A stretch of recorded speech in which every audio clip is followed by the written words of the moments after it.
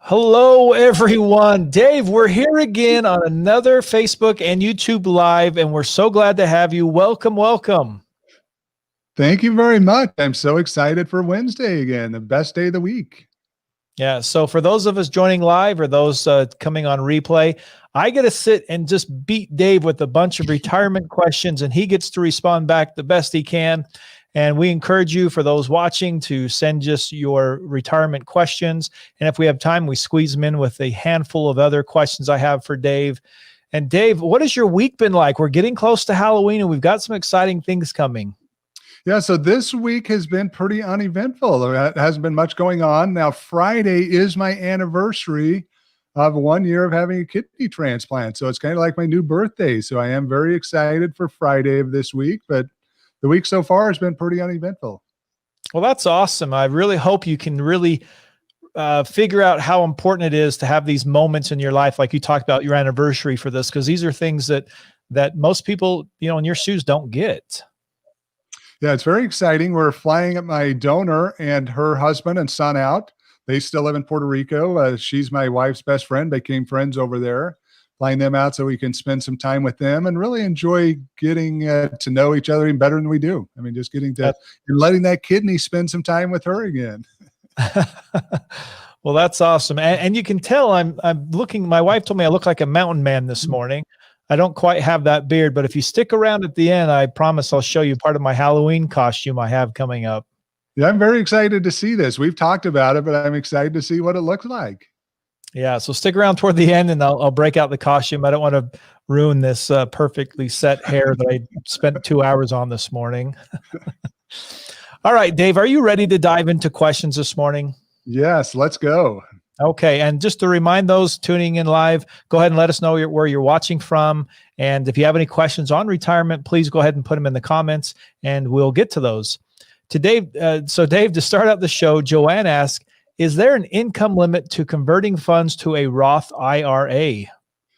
Joanne, there is no income limit on converting. So if you're wanting to convert over, you can convert as much as you want, but be aware you need to be careful not to over convert, or you're going to subject yourself to a lot of taxes that you may not otherwise have to pay. Generally, what you want to do is to do this conversion over a period of time. Many people, it's going to take 5 to 10 years to do the right Roth conversion and stay in the lower brackets that they really should be staying in, but you can do it with any amount of income that you have. And Dave, we're talking about converting over to Roth IRAs. Tell me a little bit about the back door, because I know a lot of people talk about that as well. Explain that to me. Yeah, the backdoor Roth IRA is really where you're putting money into a traditional IRA and then converting it immediately over because you don't qualify to put the money into the Roth to begin with. And then you're converting that money over into a Roth immediately after you do that contribution. The problem with it is there's a lot of guidelines and restrictions to the conversion, especially if you've got other assets in that traditional account. When you do the transfer over, what you're going to allocate is a portion of the profits that you've had from those other assets. So it's something that can be done. It works in certain situations, but you want to make sure you understand the rules, or you're going to do something that's not going to work out exactly like you planned. When you heard, oh, backdoor Roth, I want to take advantage of that, you make the commitment, and then all of a sudden it's not going to work out what you thought it was going to work out like. And if you're also converting funds over to a Roth IRA, what are the things that you're looking for? For example, if someone says, I need this money in 5 years, well, obviously that's not a great idea, but what other things do we have people look for as they're thinking about converting some of these to a Roth? Yeah, the biggest thing you've got to look at is tax rate risk and the tax rates they currently have. Again, what we want to do is we don't want to double your taxes immediately through a conversion, because the whole intent of a conversion is to get money transferred at historically low tax rates so you don't have to worry about those taxes in the future when we have no idea what that's going to be. The other thing you've got to look at is that Roth account does have to be set up for a 5-year period of time before you can take distributions. So that is something that someone needs to be very careful of. What you don't want to do is roll money over and think next year you're going to be able to pull the money out without consequences. What I always recommend is, even if you put $50 in, get your Roth IRA account set up as soon as you can. And then even if you're not funding it yet, or you can't fund it, at least it's growing over that 5-year period. So when you do put money in, you've got through that initial 5-year window. And for those watching, I want to make sure we do have some that are pretty religious on watching. If you do, I want to make sure that you are starting your Roth IRA right now, because like Dave said, even if you put $50 in, you just have to start. And that's the whole premise of behind the show and behind everything else we're doing, Dave, is just getting people to start, because I feel like it's such a hard thing to get anybody to kind of just move toward this retirement piece. Yeah, getting started is half the battle. Once we get something in motion, things continue to stay in motion many times. And the same with your retirement. If you can make that commitment. Now, many people think, I've just got too many bills, I've got too much going on. But if you can take that time and get it moving, what you find is over a number of years, maybe 10, 15, 20 years, amazing how far you can get just by putting away each year, slowly letting it build and grow. Mm-hmm. All right, Dave. So my next one comes from Linda, and she said, would some form of universal health care help eliminate the tax rate risk caused by increased Medicare costs?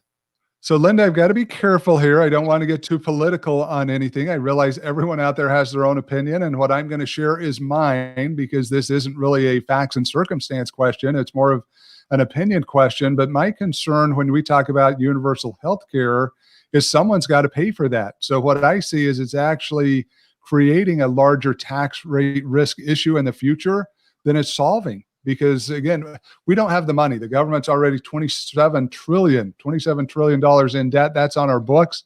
Many people believe the fiscal gap somewhere around 150 to 200 trillion. So we don't have the money to cover these costs. Well, how are we going to be able to pay that money out?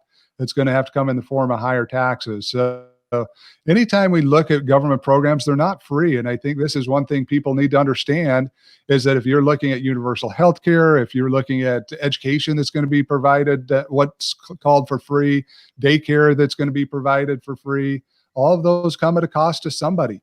And there's not enough rich people. Many people will try to convince you the rich are going to pay for it. There's not enough rich people in the country to cover all of those costs. So who's going to have that trickle down to them? It's going to be middle class, lower class people. All of those are going to have to pay their share at some point. And there's lots of things that can change, starting next year too. So we have to be aware of that and making sure that we're preparing for that too. So I appreciate that, Dave. Yeah, there's just a lot of costs associated with government programs. Yeah, you've got a lot of administrative costs, you've got a lot of other things. And so you just got to be careful on these, what you're getting into, that it's really what you're wanting. So Dave, before our live event, we were talking about how busy you've been, all the different things you're doing. So you told me you were doing a webinar right before this. And, yes, I was. What webinar was that? So it was the Power of Zero. It was through the main platform that we present on, CPA Academy. And we had about 400 people, I think, in attendance this morning. A great webinar, went through the information of eliminating tax rate risk in your retirement. Did a couple yesterday, new platform yesterday for accountants and attorneys. We had a new group that we did a webinar for, and just a lot of fun to be able to educate people on these topics. And I'm glad you brought that up, because I have John. John jumped on here. I'm going to put his question up here. And John was on your webinar this morning. He said, hey, Dave, I was just in one of your CPA Academy webinars for the tax deferred bucket. Does the $250,000 amount get adjusted for someone in his 30s? Possibly an estimated standard deduction inflation rate. Yeah, John, absolutely great question. When we talk about our tax deferred bucket, we talk about a married couple having $500,000 in the bucket at retirement, a single individual having about $250,000. So yes, you are going to have to look at your age and realize that if you're getting a 5 to 8% return, whatever it might be, over the next 30 years, that money is going to grow substantially. So you're not going to want to put $250,000 in at your 30s, or what you're going to have is a multi-million-dollar IRA when you get there. Now, that being said, you do bring up another issue, and that is the deduction that's given, the standard deduction. It is getting inflation adjusted each year, but what we find is that your investments are probably going to outpace that inflation. So I would recommend getting with an advisor who can run some math through a computer, through a software program, where they could estimate what amount of money you should have in there now based upon estimated inflation rates for that standard deduction to get you where you want to be in the future. Great. And John, thank you so much for that question. That question came in through YouTube. And Dave, just to help people understand a little bit, you taught the Power of Zero webinar this morning. Tell me what the tax deferred bucket is. I know there's 3 buckets we're talking about here. Can you explain that so we can get everybody up to speed in just a small segment? Yeah, absolutely. So 3 buckets for planning. It's very simple. First one's taxable bucket. You want about 6 months of basic living costs in there at retirement. Your tax deferred bucket, we want about 250 for a single individual, 500,000 for a married couple in there, because the required minimum distributions then will be tax exempt or tax free because your standard deduction. And for most of you, you won't have provisional income issues where Social Security is taxed. And then the tax free buckets where everything else goes. And we're retirement risk eliminators. We're helping you eliminate these risks. So everything we teach is to put assets in places where you don't have a lot of uncertainty going into retirement that completely derail that retirement. Exactly. So again, if you've missed that Power of Zero webinar, you can follow Dave's next webinar on the Power of Zero. Plus, he has 7 or 8 other webinars that you can go watch also through CPA Academy. And we'll put the link at the end of the show for that as well. And, yeah, 8 other webinars that you can get access to, some on government programs, some on just various tax and risk-free retirement topics. Exactly. Dave, we have another question that's coming in through YouTube. It's Melinda. And she asked, I have 3 401k plans managed by different companies. Would you recommend combining them so they are managed by one company? Melinda, generally, yes. What I find is the consolidation usually is the best option when we're talking about anything. The more responsibility we have, the more documents we've got to chase, the bigger problem we have. The biggest issue you would have with 3 different 401k plans is trying to get the right asset allocation. Now, not that you can't do it, many people do, but if you've got 3 different people going 3 different directions, you're wanting to get a correct asset allocation, you may struggle to allow that to happen. So generally, I would say get that into one account, let one person that you trust to manage those assets so they can get the appropriate diversification. And so they can include that with all of the other planning they're doing to make sure that they can get you to the tax-free and risk-free retirement that hopefully we're all looking for. Great. And thank you so much, Melinda, for that question. If you also have follow-up questions, please go ahead and submit those. And again, please continue to send your questions through Facebook or YouTube. We're just so excited you're here live. And for those watching on replay, thank you so much for being part of this. It is very important that we talk about this topic, because I always ask Dave, why do we talk about retirement? And Dave, so why do we talk about retirement? Answer this question so people know why you are specifically doing this. Yeah, because it's the longest self-imposed period of unemployment in your life. Many of you, it's going to be 30, 40 years, again, depending on when you retire and what your average life expectancy ends up being or how long you end up living. And I want you to be able to enjoy those years. I came from a family where both my parents died young. They were never able to really enjoy the retirement because of health issues that happened to them. But I've seen many clients go through retirement living much below the standards they hoped they would. So it's my goal to help people to get the best retirement they can get. Now, it's going to look different for each of you. Some of you is going to require a lot of money. Some of you, it's going to be very simple. Maybe you're one of those that wants to live in the tiny house and be a very basic retiree. That's great. I have no issues with that. It's just, I want to be there to help you get to that retirement so that you know that it can be safe, secure, and that it will look like what you expect it to look like in your mind. And so getting there, what you're basically doing is educating people on making the right decisions, right? Yeah, and exactly. And you've got to understand everything's going to look different. So it's really hard, especially in a webinar environment. In a webinar environment, I have to use case studies. People enjoy those because they can see how they work. But it's very easy for someone on a webinar to try to overlay that case study in their own life. And you can't do that. Retirement planning is individual. Again, your lifestyle and what you're expecting is going to look different. The assets you have are going to look different. Your family structure is going to look different. So it's very important that you get specific planning so that you can make sure you get to what you want to get to. Again, this isn't about somebody else. That's the other thing. Many times we look on the news and people portray retirement. Well, that's somebody else's retirement. Now, you may want that for you, but don't focus on someone else's retirement. Get the retirement that you're going to enjoy. And I think it's important, Dave, that we're here to kick everybody's butt and just say start.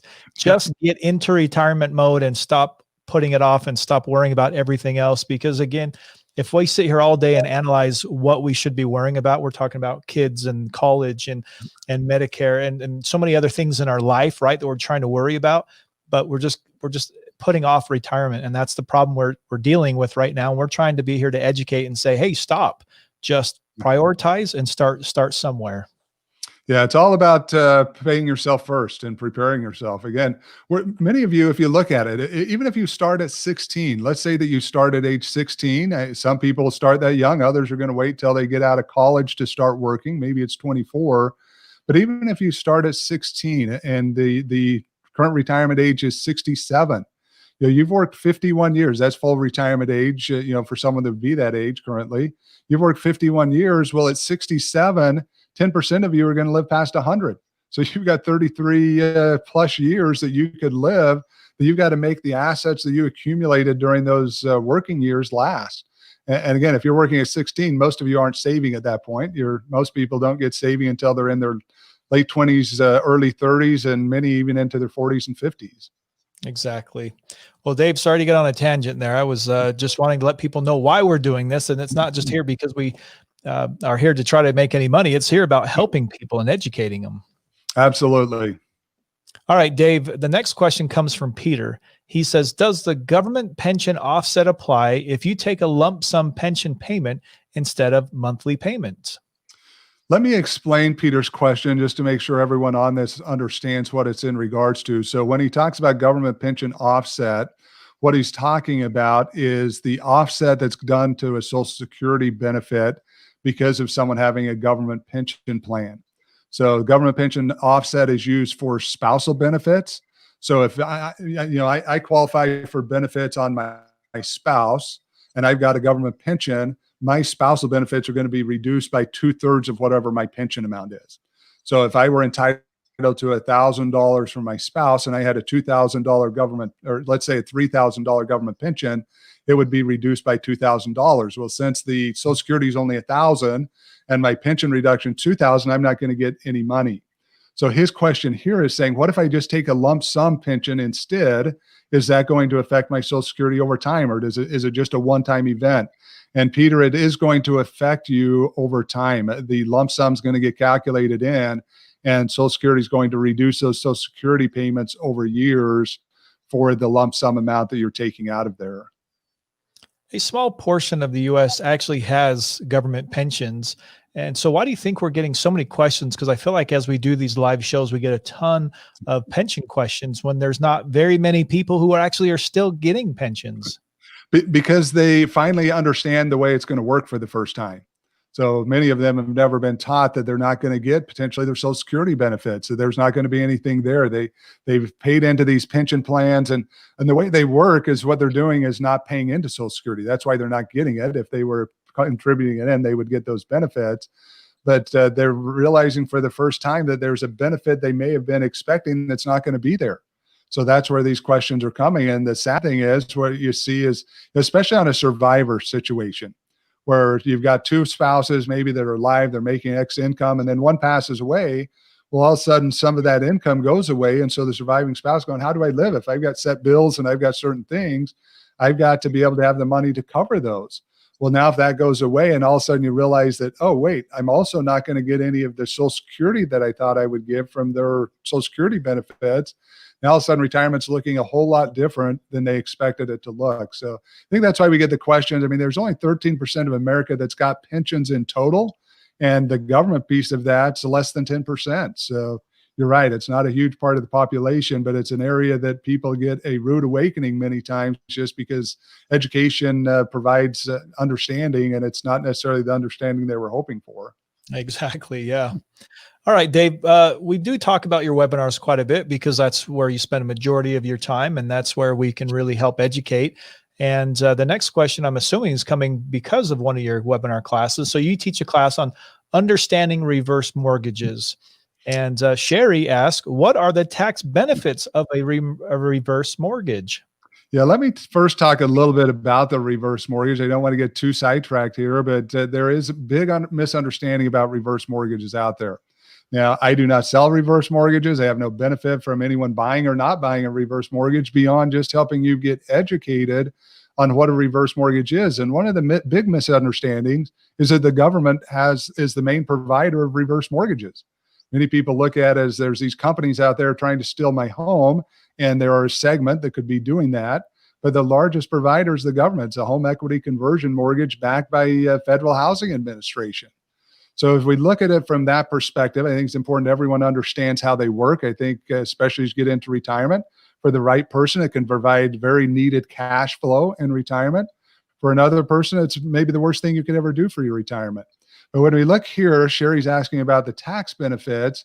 You're really not going to see any immediate tax benefits at all because you're getting money that you're not having to pay any taxes on because of the way your homes you're using. The average person, that interest is accruing and accruing and accruing. So there's no deduction for that interest on your tax return. Now, if at age 70 or 80, you decided to pay off that reverse mortgage because you wanted to move homes, at that point you would pay a large sum of interest. You'd be able to deduct that on your tax return. But outside of there, you're really not going to see any tax benefits or consequences to that reverse mortgage. And especially if you take it throughout the rest of your life until you pass away, at that point, that home's going to get sold and you're really not going to see any tax consequences at all or benefits to your beneficiaries either. Dave, let's say I'm coming up to age 62, or maybe I'm just past age 62, and I really am debating about a reverse mortgage. What do you tell me to do? What's my step to start here if this is something I'm really considering? Yeah, one of the things, the first thing I would say is that is the age you could start, but try to delay as much as you can, even if you need it as a source of income. I mean, the longer you can wait, the more money you're going to be able to get out of your home. But two, you can go through the process. I would start educating yourself, things such as my webinar. If you get a reverse mortgage, before you can actually close on that reverse mortgage, you do have to go through a counseling session. Now, by that point, you've pretty much committed because you've incurred some costs. You've had many things that are done, but that counseling session is designed to help make sure you don't make the wrong decision. But I would say educate yourself. Again, the longer you can wait, the better. Now, some people can't. They're just going to say, look, I need something to supplement my Social Security to be able to survive, and I've got a lot of equity in a home. Well, if that's you, it may work out, but it is based upon age because you've got to understand if you're not paying that interest, if you're 62, you may have 40 years for that interest to accrue. Well, if you wait till 80, now you may have 20 years maximum for that interest to accrue. So that's why I tell people to educate yourself and, again, try to look for other options, but don't take out reverse mortgage as an option when you get to that point. And Dave, I always love that when you talk about retirement and the different things you do, you always say, find somebody that you trust to be somebody there as your advocate to help you through some of these hard decisions. Because as we get older, we're not mentally as sharp as we were. But I love the fact that you're always saying, involve somebody else and make sure it's not just you on your own or you and your spouse. There's somebody else that's like a third party that doesn't have the same interest as you that can kind of help guide you a little bit. Yeah, I'm not going to spoil it. I actually talk about this on this week's podcast. So this is actually the topic I talk about this Friday for this week's podcast. CR's not had a chance to edit it all out yet, but on there, I talk about this issue. You could do everything we talk about. You could do yourself. But who has the time, and are you doing it all correctly? I mean, you don't really want to be a guinea pig for yourself to try to figure out your own retirement. And that's the great thing when you get someone who's done this for years, they've been educated, they've been vetted, you know that they understand what needs to be done to help get you to the right place, and they help you stay motivated. Again, I share a story from my own life. I won't go into any more detail to ruin that podcast. But I share a story from my own life where an accountability partner really helped me get my life where I wanted to be at the time. That's awesome. Dave, I really love this next question. This comes from John. So John's on YouTube watching live. And I really like the sounds of this. It said, would President Dave, so that's you, Dave, would President Dave make financial literacy a class taught in school? And if so, as young as elementary school or more in the high school range? Now, Dave, I want to preface this because we've talked about this many, many times over probably the last 2 years of things we've dealt with, especially in financial literacy. So I would love to hear your answer on this. John, this is a great question. Something you may not know is CR and I did spend about a year really focusing on financial literacy. It's something that I feel very strong about. It's something that I feel very passionate that's not taught at the level that it should be taught. we put a lot of effort into there. We realized that there are other people that were doing a better job of sharing that message. And so we gave it back to them to allow them to be the main voice of financial literacy. But yes, I absolutely would require it. I think we've got an education system now where we're overlooking all of the main things people really need to know in their life. Again, I'm not saying you don't teach history. I'm not saying that you don't teach high levels of math, but the average person is not going to use a whole lot of that information. I don't remember my world history class. Now, it doesn't mean that I shouldn't, but I use financial literacy on a daily basis. I've got to balance my checkbook. I've got to make sure I'm making good financial decisions. So yes, I would start with basic classes in elementary, just basic exposure to help people better understand, and then absolutely require one in high school. And I think even in college, people should be required to do that. I've got 6 kids. And as a father who is even in this industry, I think I've done a decent job, but they still don't have all the knowledge they need to make the right decisions because they've never had to go through it. Now, I do have one daughter that's taken a financial literacy class, and she's way far ahead the other children because she really got into it and fully understood the concept she needed to know. Yeah, I love that. And President Dave, thank you so much for answering that question. Yeah, but don't sign me up for president. I don't need to be on the news every day. Yeah, I won't write you in there, I guess. Yeah, that being said, I will tell you now, speaking of write-in, so I went to vote this last week and I had a general idea of who I wanted to vote for from a global perspective, but unfortunately I didn't quite do all of my homework for all of our local positions. And I think that's a problem with many people. When they get into the voting box, all of a sudden you got all these school board people, you maybe got city council people, and I hadn't done my homework. So guess what, CR? Guess what I did? I hope you didn't close your eyes and just start checking off. No, I just wrote myself in because I knew the candidate and I knew that if I got elected, I'd at least be honest and do a good job. So I just wrote myself in. That way I made sure I wasn't voting for the wrong person that was going to go against maybe things I believed in. So yeah, I'm running now for about 3 positions in our local government. I don't think it's going anywhere, but that was the decision I made. So I didn't make a worse decision on voting for someone that I didn't know that may do a horrible job in their position. I did love the fact that we did get a vote from home and do a lot more because we could spend some time researching all the different candidates. So, and I ran for city council and did it for 4 years. So I know exactly what it's like. And sometimes you get in those positions and think, well, what in the world was I thinking? And it's important that we kind of stay focused. And so I hope you win at least one of those. That'd make me happy. Yeah, now I would recommend you do more homework than I did. And I realized the minute I got in that booth, there were a couple of those that I just didn't realize that were there. And anyway, bad situation on my part. But yeah, I guess if you don't know who they are, maybe your best option is to write in the candidate you know, which is yourself, not me. I know some of you know me, but please don't write me in for any other positions. Yeah. Well, Dave, we have time for one more question I'm going to squeeze in here. And this one's from Kevin. And Kevin says, is the 8% deferred credit for Social Security calculated monthly or on an annual basis? Let me explain how this works first. I think it's very important that people understand the basics before I get into the answer of this. So you have a full retirement age that's based upon your birth year. So if you were born 1960 or later, your full retirement age is going to be 67. If you're born 1994 before, it's 66, and anywhere in between there, you've got 66 and 2 months, 4 months. It all increases. Once you hit that full retirement age, whatever it is for you, you're going to get a delayed retirement credit up until age 70, and that's calculated. The amount's 8% per year. But Kevin, it is on a monthly basis, so you get about 2/3 per month. So if you decided to claim your full retirement age is 67 and you decide to claim at 67 and 6 months, you would be able to get that 4% increase that would have happened during that 6-month period of time. So it is a monthly calculation, but it can go up. If your full retirement age is 66, it's going to be a 32% maximum increase. Once you hit age 70, it's not going to go anymore. If your full retirement age is 67, you're going to get a 24% increase. And these are permanent lifetime increases for you and maybe for your spouse, if your spouse ends up outliving you and you've got the higher amount. So something people really need to take into consideration when looking at longevity and the amount available for them from the government, from the Social Security program.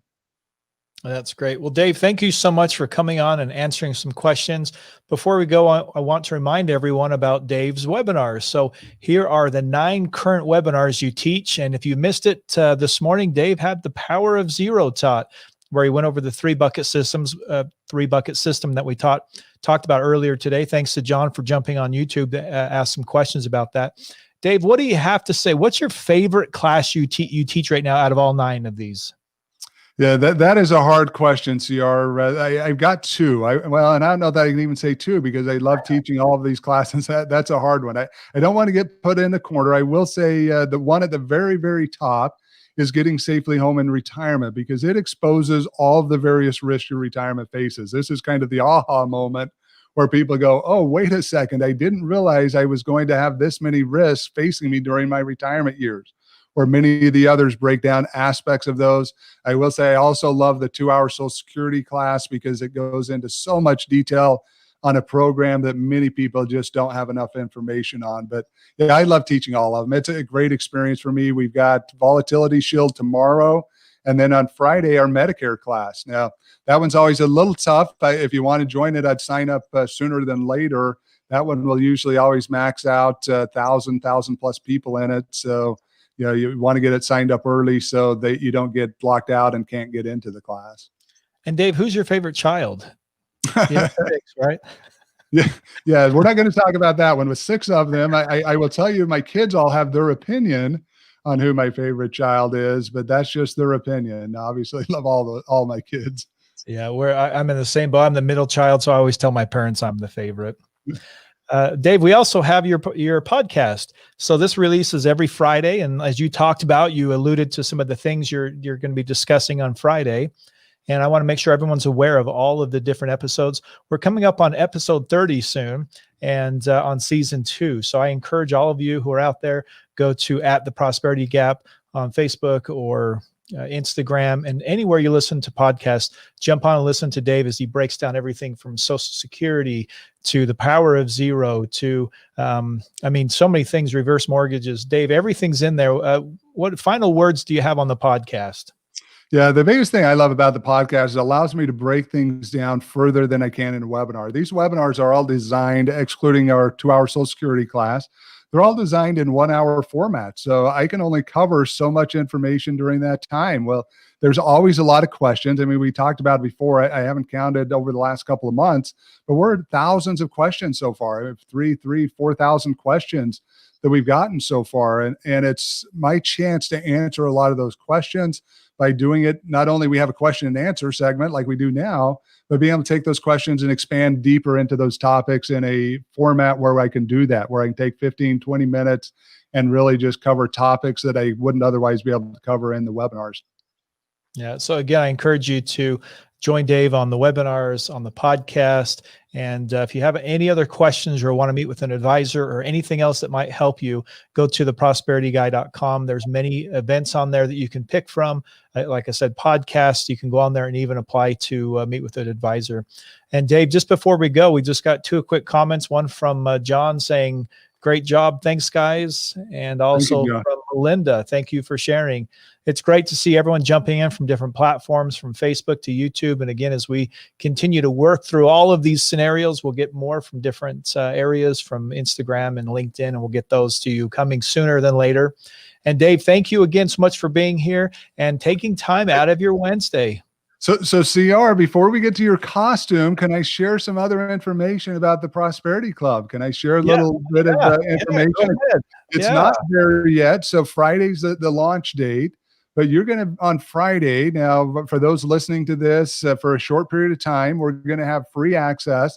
Prosperity Club is going to be a place on the back end of our site where all of our webinars you can get instant access to. You're going to be able to go on there, be able to get instant access to that. There are some brochures. If you want to watch those at any time, you're staying up late at night, you have nothing to do, you want to start focusing on your retirement, pull that up, watch any of those webinars. If you want to share them with friends, give them access, so you're going to be able to do that. So excited because I know people's schedules are such, they many times don't feel like they can get into the webinars.